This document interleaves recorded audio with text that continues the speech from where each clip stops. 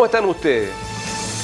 Creo que así como se caen las catedrales, a veces como se producen grandes quebrantamientos dentro de la sociedad, sin duda alguna una cosa que llama muchísimo la atención y que preocupa mucho a la gente es lo que se ha llamado la crisis en el Poder Judicial.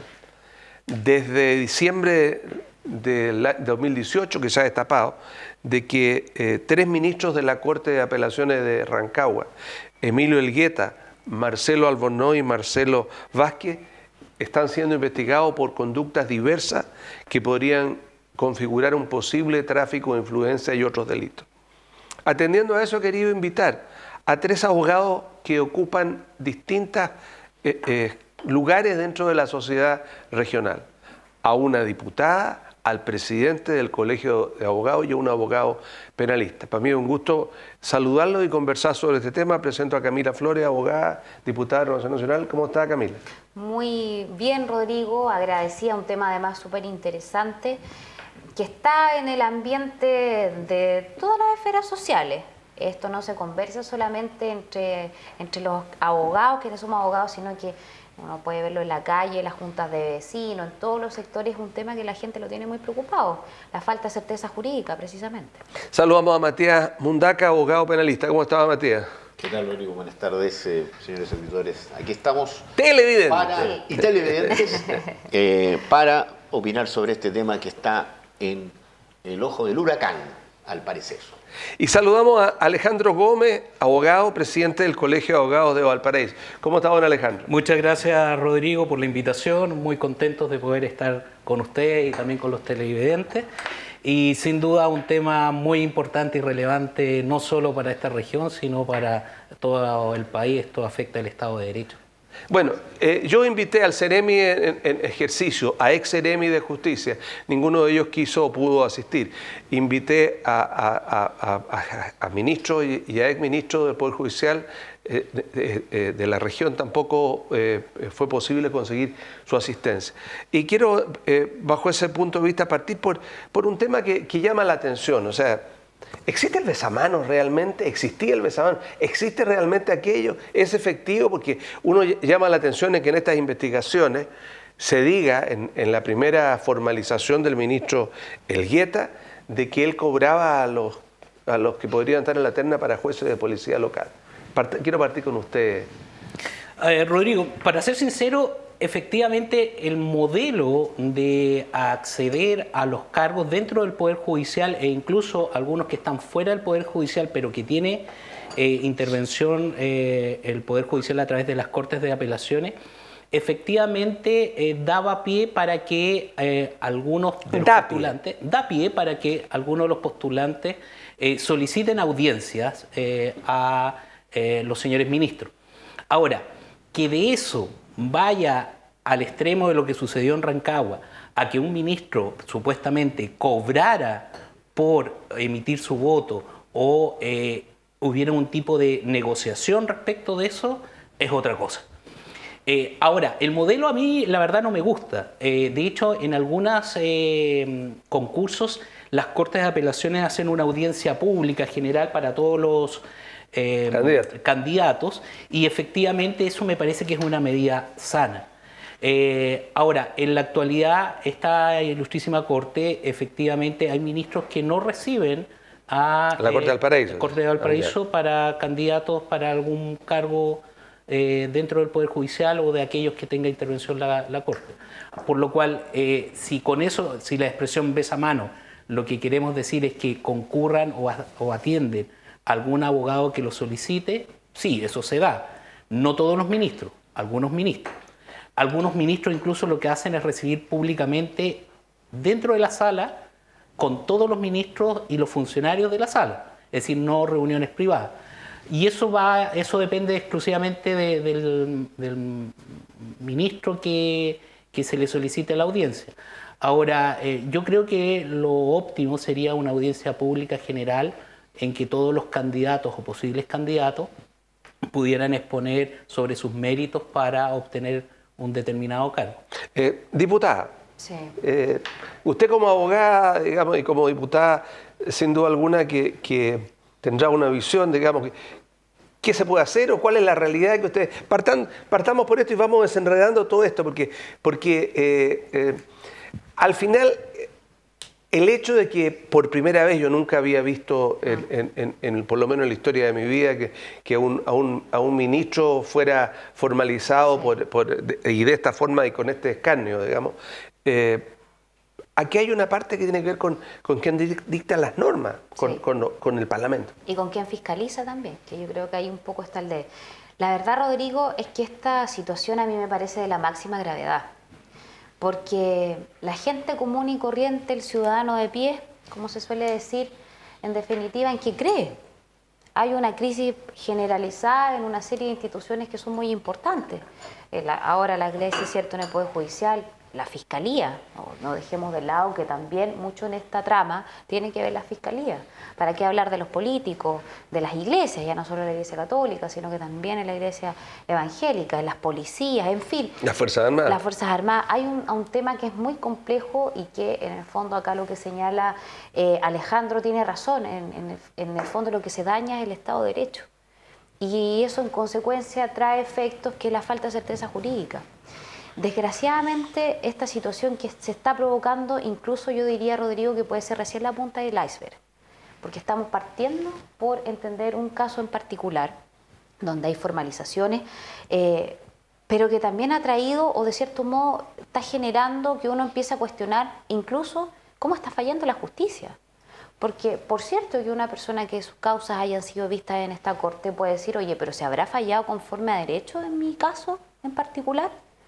Porque perfectamente todas estas personas pueden pedir revisión de sus causas y decir, oye, a lo mejor acá no se falló conforme a justicia, a derecho, sino que de acuerdo a las conveniencias de uno u otro. Recordemos que incluso el hijo de la expresidenta Bachelet tuvo ahí una causa, Dávalos, ¿cierto? Y donde en definitiva no quedó sin ningún efecto alguno. Y por otro lado, yo quiero mezclar otro antecedente que también ha generado quizás esta incerteza, que es un poco similar a lo que ocurre en las notarías, donde tú hablabas de este besamano, de esta pasar primero, hacer un lobby previo para los nombramientos. Y recuerda tú, Rodrigo, se acordarán ustedes, colegas, también, que en las notarías hubo mucho nombramiento, e incluso hasta hace poco, bastante, a lo menos cuestionado y irregular. Y es por eso que hoy día tenemos en el país 30 nombramientos de notarios congelados. Entonces, claramente acá uno ve cómo falta, por un lado, fiscalización y como además la normativa es absolutamente insuficiente. Porque yo te digo, además, acá también están metidos los fiscales en este problema en Rancagua. ¿Y quién fiscaliza a los fiscales? Ellos se están oponiendo muy férreamente incluso a que uno pueda acusarlos constitucionalmente, por ejemplo. No quieren.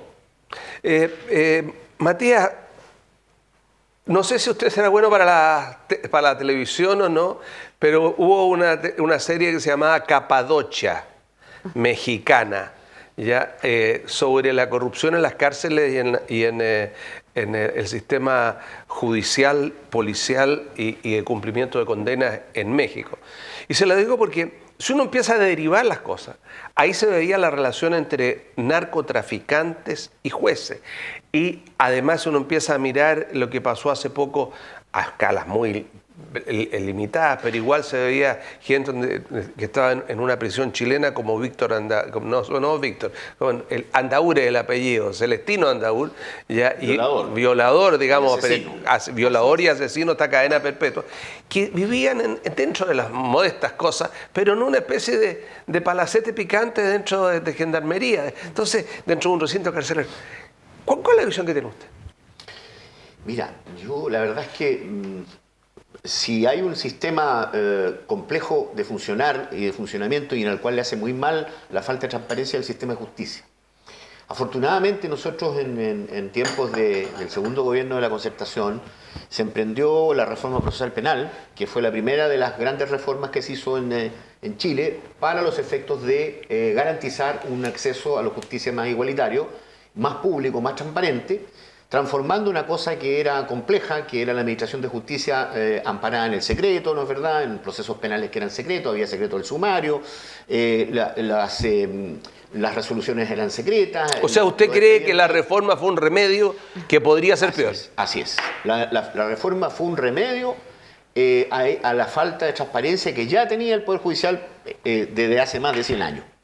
Por lo tanto, de alguna manera u otra, eso nos ha permitido, además, hacer un poco de saneamiento de las prácticas que existían, sobre todo en la justicia penal, con el tema de los actuarios, con el tema de los besamanos, con el tema de las conversaciones con los jueces, porque en ese tiempo la función de juzgar, investigar y condenar estaba en un solo personaje, que era el juez, ¿no es verdad? Bueno, ahora se separó esta función y por lo tanto, a pesar de que los periodistas no lo entienden mucho, hoy día hay un organismo que está encargado de investigar los delitos y otro organismo que es el Poder Judicial, que es el que está encargado de juzgar los delitos. En materia de tribunales de familia, también el asunto es oral, de manera que las partes se pueden entender ahí frente al juez y se puede saber perfectamente en el momento, ¿no es cierto?, la resolución y la fundamentación de los tribunales. Lo mismo pasado con el sistema laboral. Los juicios laborales son rápidos, son orales y por lo tanto son públicos. Y por lo tanto, el peligro de que tengamos una justicia entre cuatro paredes, secreta, y que nadie sabe a qué corresponden los intereses, ha ido disminuyendo. Donde sí hay un problema, precisamente, es en materia de los tribunales superiores. Porque allí, efectivamente, hay prácticas, porque no están escritas, hay prácticas como la que señala mi distinguido amigo Alejandro Gómez, presidente de nuestro Colegio de Abogados, como son los besamanos que efectivamente existen. Y existen porque el sistema de nombramientos de muchos cargos del Poder Judicial está basado en el voto que puedan obtener estos candidatos, ¿no es verdad?, con los ministros que son los que van a votar. Se ha implantado en algunas cortes de apelaciones ya con bastante premura, ¿no es verdad?, el sistema de audiencias públicas. Ya, por ejemplo, en la Corte de Valdivia, en la Corte de Talca, ya se están haciendo audiencias públicas para los nombramientos de notarios, conservador y funcionarios del Poder Judicial.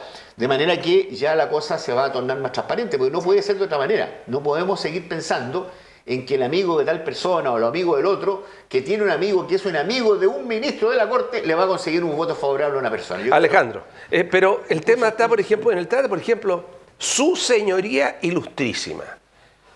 Los ministros se sienten, o se dicen algunos, supremos.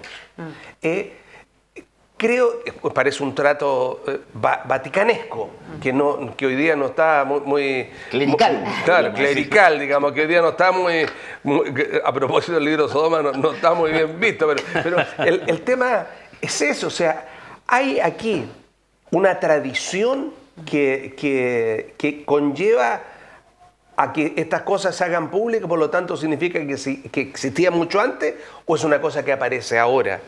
Porque la tradición puede no ser mala. Sí, yo creo que el trato de su señoría excelentísima, ilustrísima, o de su señoría si es juez de instancia, supremo, no es el tema. No creo que no sea el tema.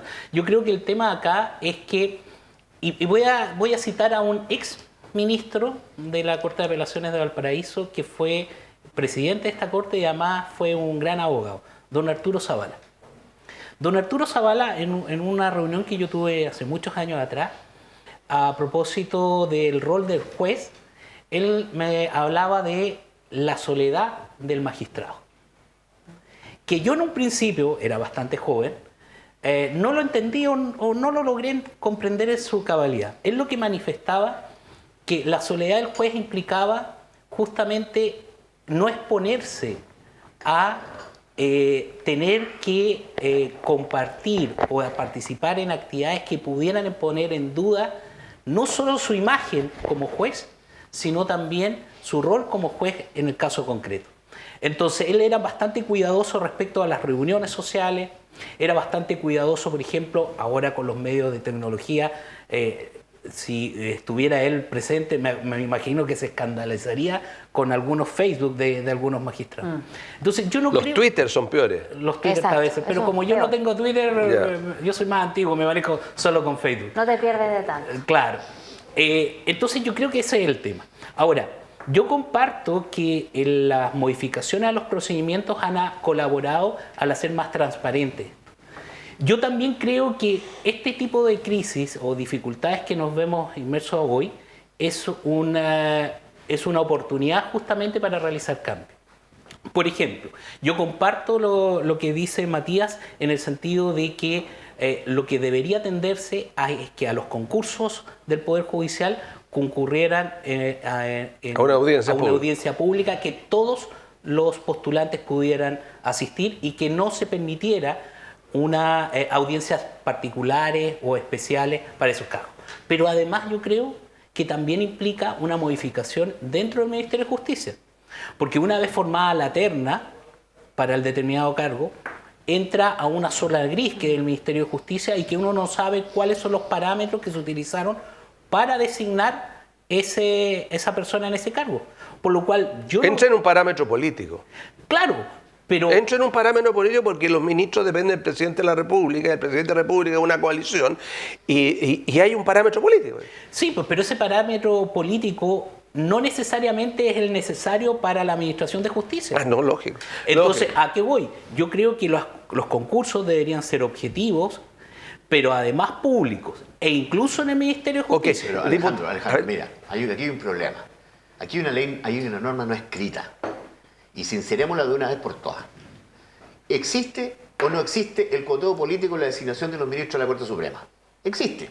A ver, partámoslo al revés. Pero partamos al revés. Estoy de acuerdo. Partamos de acuerdo. Partamos por la elección de puestos, de cargos de alta dirección pública. Los cargos de alta dirección pública tienen en el nombramiento al final un componente político. Sí, por cierto. Entonces la administración no está compartimentalizada, sino que es el poder político de turno el que influye. Así es.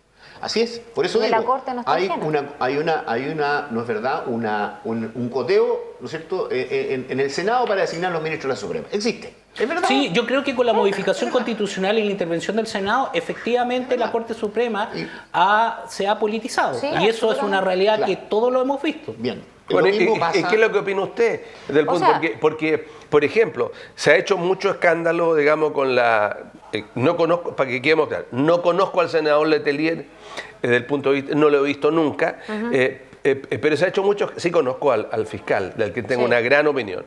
Se ha hecho mucho escándalo de eso, pero resulta de que reuniones como esas, para que un parlamentario vaya y esté en el medio para otra cosa, hay miles. No, y eso es más complejo todavía porque pensemos que el fiscal regional terminó siendo el secretario del Senado y recordemos además que habían a lo menos dos, por causas distintas, pero hay a lo menos investigaciones respecto de dos senadores, claro. Letelier y Osandón. Más allá de que hayan votado o no votado, esa es otra discusión. El problema, y además...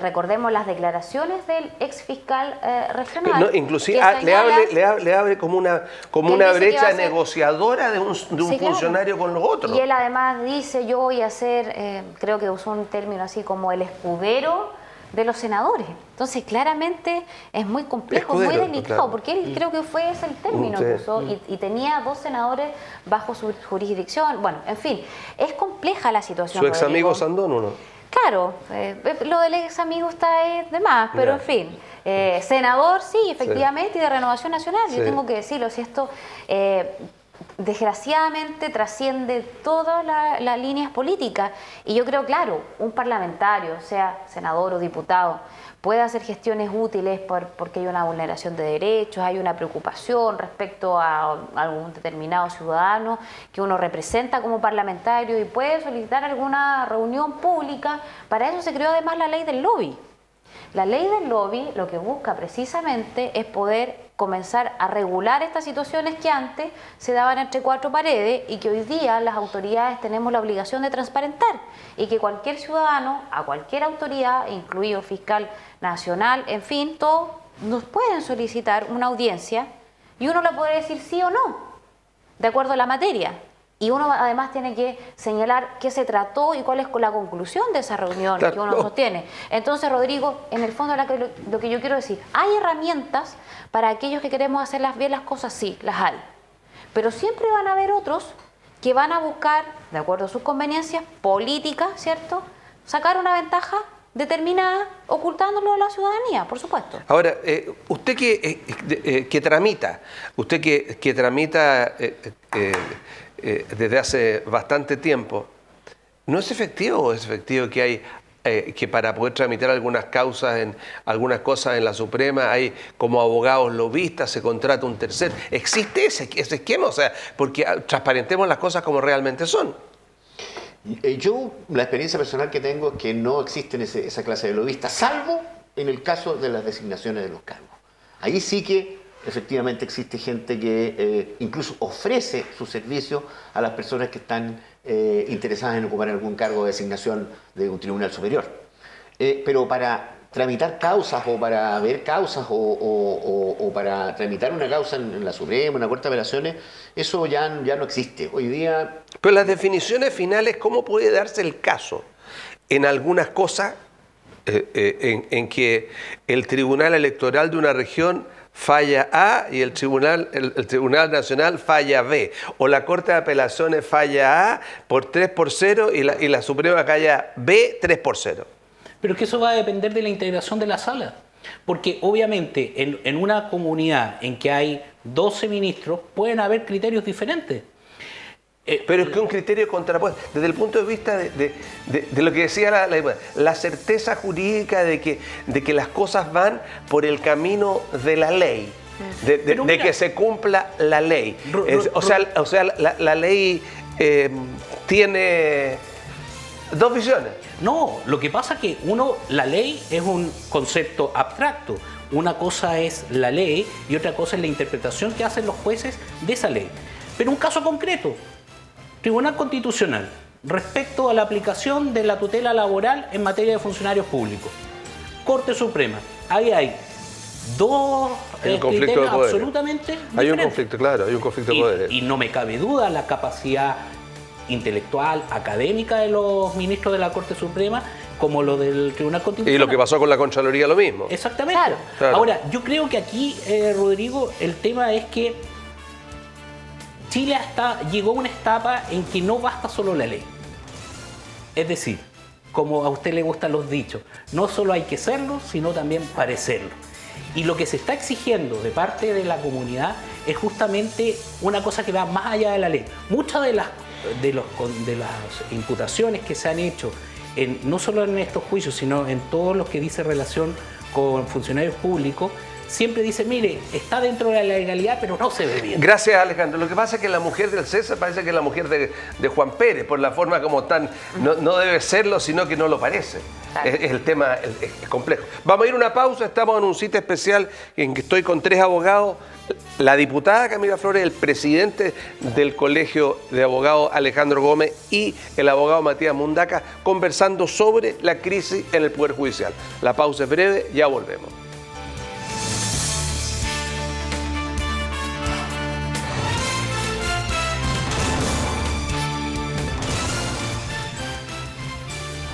Continuamos en la segunda parte de esta cita regional especial sobre la crisis en el Poder Judicial. ¿Existe crisis en el Poder Judicial? ¿Usted puede confiar en el Poder Judicial? Yo creo que es un tema que hay que despejar, diputada. Hay que despejarlo porque es muy grave. Esta situación es muy grave.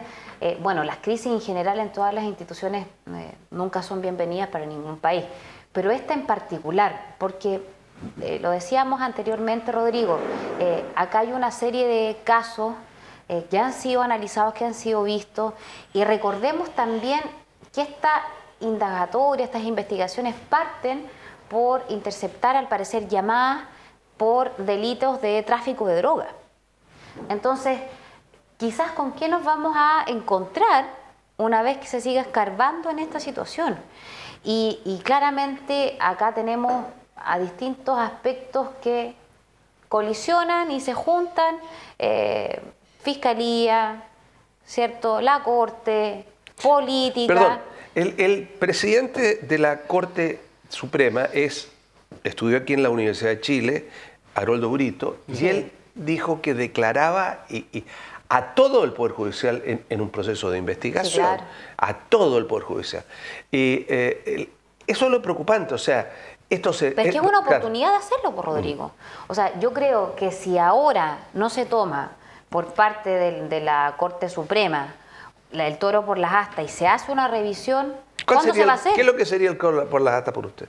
Yo creo que aquí hay que hacer cambios importantísimos internos que tiene que hacer el Poder Judicial, que no podemos hacer nosotros como legislativo o el ejecutivo. En ese sentido, como por ejemplo, una máxima total, corrupción cero. Y eso implique sacar personas.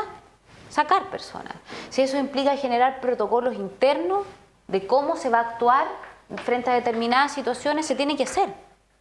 Porque eso efectivamente, las tradiciones están generando, que como hablábamos anteriormente, desde, no sé, da lo mismo como uno le puede decir a un juez ilustrísimo, supremo, si eso no es el tema. El punto acá es el fondo, que no pueden haber personas que se sientan por sobre la ley, aunque sean aquellos las que la estén aplicando e interpretando. Ok, pero usted que es un abogado más viejo, señor Mundaca, que la abogada Flora. Más viejo. Ella es muy... Con mayor experiencia. Ella no conoció el sistema antiguo y usted lo conoció. Alcancé a tramitar el sistema antiguo. Se cobraban por las compulsas, se cobraba por las copias. Es decir, había todo un tema debajo en todo el sistema del Poder Judicial, más abajo, los empleados, digamos. Sí, claro. Entonces, no es un tema de menor el hacer un cambio, ya se hizo con la reforma. Sí, claro. Los sueldos en el Poder Judicial han aumentado sustantivamente. Ya no existe ese cobro por cualquier copia, por cualquier cosa que se pagaba en esos tiempos y estaba asumido como un costo de la tramitación de los juicios. Recordemos que antes para litigar había que pagar un impuesto a las estampillas y había que comprar el papel proceso. Y había algunos oficiales primero que eran lujosos empleados públicos. Así es, vivían con mucho más lujo que los modestos abogados que podían tramitar entre sus tribunales. Pero objetivamente lo que ocurre aquí es que primero hay que poner una nota de atención en dos cosas, creo yo. Primero, en el tema de la formación de los abogados, que es un problema grave. Es un problema, no diría grave, gravísimo. Segundo, en un problema de la tuición ética que debería tener el Colegio de Abogados y que no la tiene gracias a la Constitución de 1980. Para ser bien sinceros, se le quitó la tuición a los colegios profesionales, ¿no es cierto?, la tuición ética, y por lo tanto los profesionales que egresan y no se quieren colegiar, simple y sencillamente no se colegian, y por lo tanto no hay ninguna capacidad de investigar las irregularidades que cometan.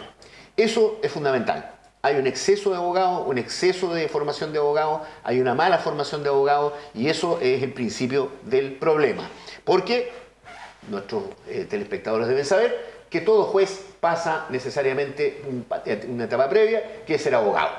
Y de ahí recién puede entrar a la Academia Judicial. Antes ni siquiera entraban a la Academia Judicial, antes derechamente desde la calle, gracias a los amigos o a las amistades, ¿no es cierto?, podrían llegar a ser jueces. Hoy día tienen que necesariamente pasar por la Academia Judicial. Gracias. Usted acaba de decir una cosa. Fíjese lo que acaba de decir. Gracias a los amigos llega a ser juez. O sea, está reconociendo entonces que existe esta cosa de los tiempos de Mari Castaña. ¿Es así, presidente? Mira, yo comparto lo que ha señalado Matías.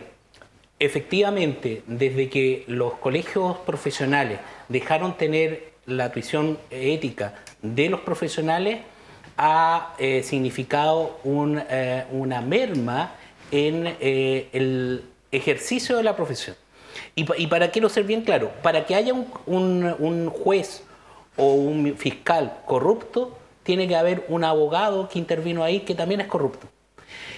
Perdón, la única merma que yo veo es la merma de los ingresos de los colegios de abogados. No. La calidad en el profesional y ética de los abogados ha cambiado.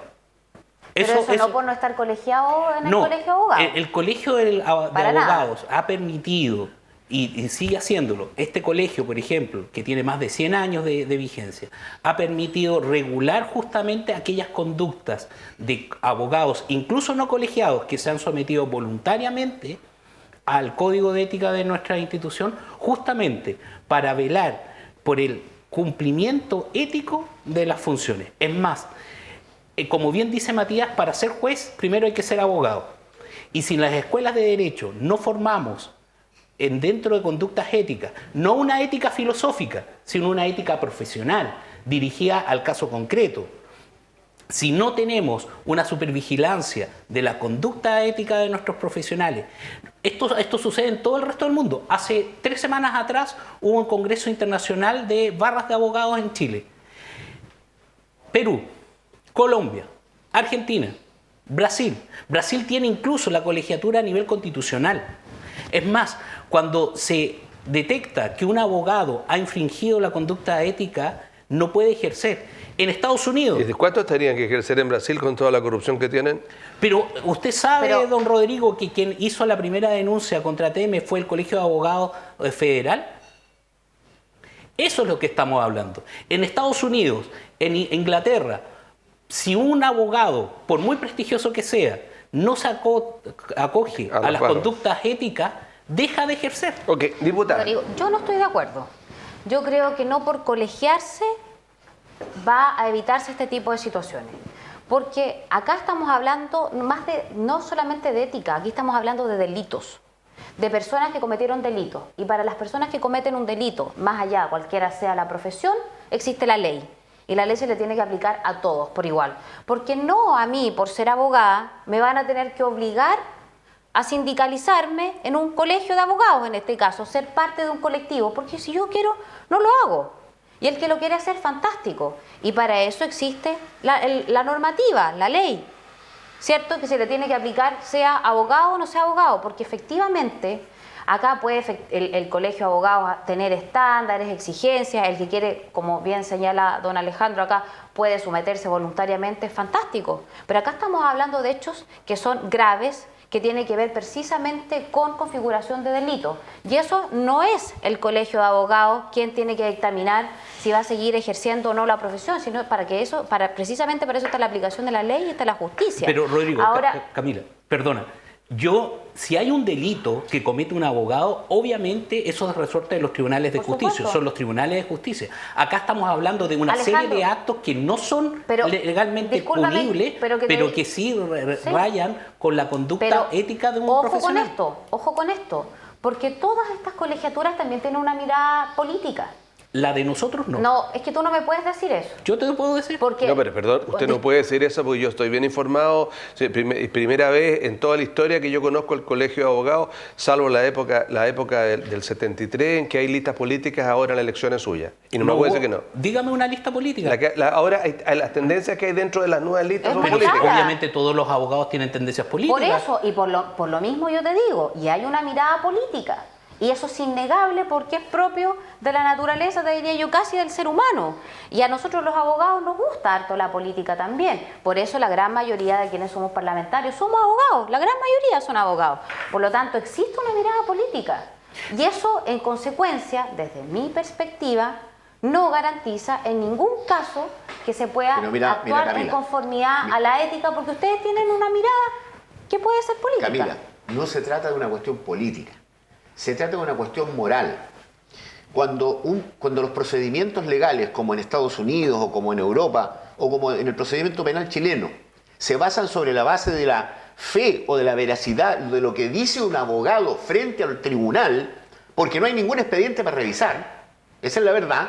Cuando uno va a una corte a alegar una causa penal, uno alega lo que tiene que alegar y el fiscal o el representante de la fiscalía alega lo que tiene que alegar y no hay ningún expediente que los ministros revisen, ¿no es verdad?, para fallar. Así es. Por lo tanto, lo que dice el abogado se presume cierto, a menos que la contraria lo refute. Exactamente. Por lo tanto, el eje fundamental en una formación de un abogado es el apego a la verdad. Hay que estar siempre apegado a la verdad. Pregunta, ¿y tú crees que se va a dejar de mentir por el hecho de estar colegiado? Yo creo que no. Pero hay un desincentivo porque el problema si viene se está mucho, colegiado. porque Rodrigo, el problema viene mucho de antes. Originalmente yo creo que acá se dijo en parte eso, en cómo se están formando los abogados. Hay universidades que en 3 años están egresando de sus casas de estudio personas que están a punto de convertirse en abogados, de titularse como abogados. Y discúlpenme, yo creo que en 3 años no es el tiempo suficiente.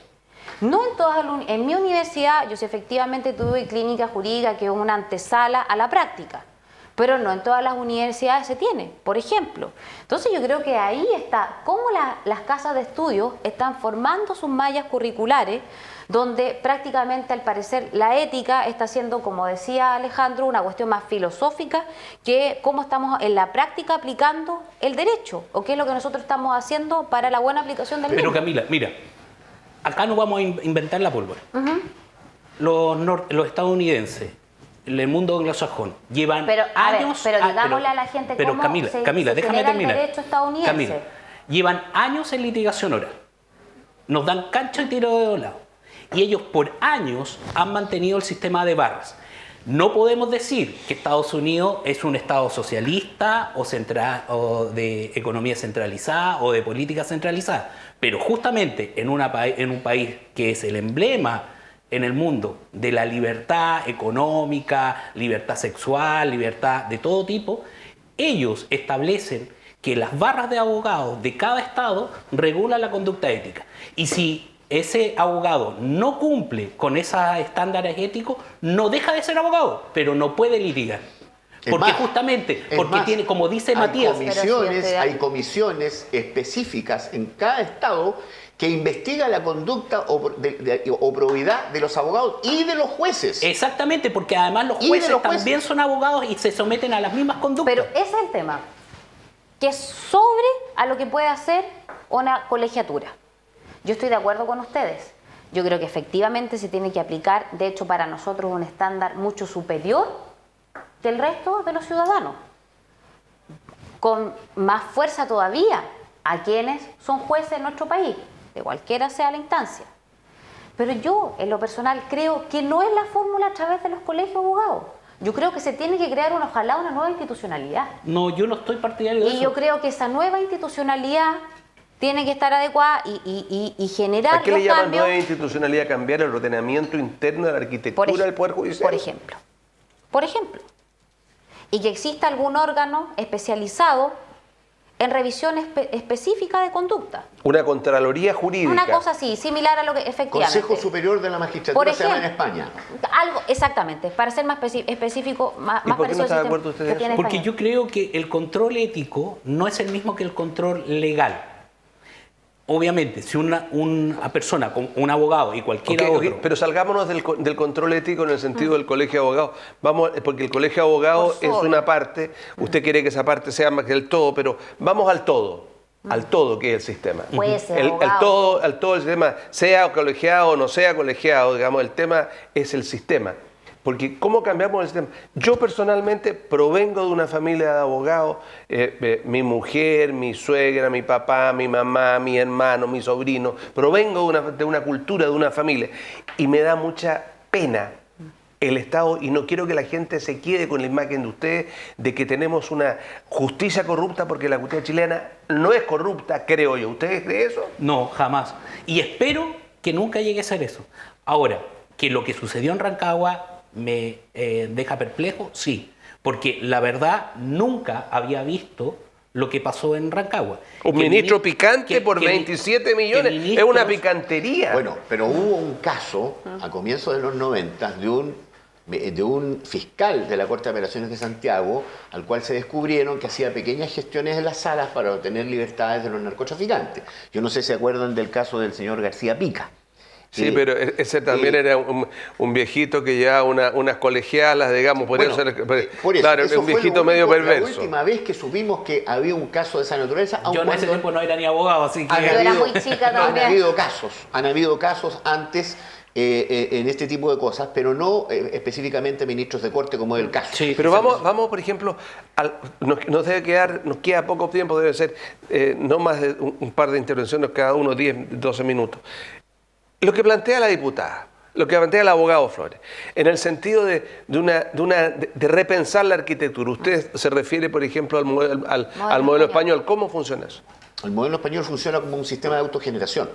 Existe un Consejo Superior de la Magistratura compuesto por personajes que han sido designados por los diversos poderes del Estado de una manera bastante democrática y bastante, digamos, podríamos decir, mixta, digamos, no homogénea, sino que bastante heterogénea, para asegurar que hay un balance en la designación y una objetividad en la designación de los magistrados.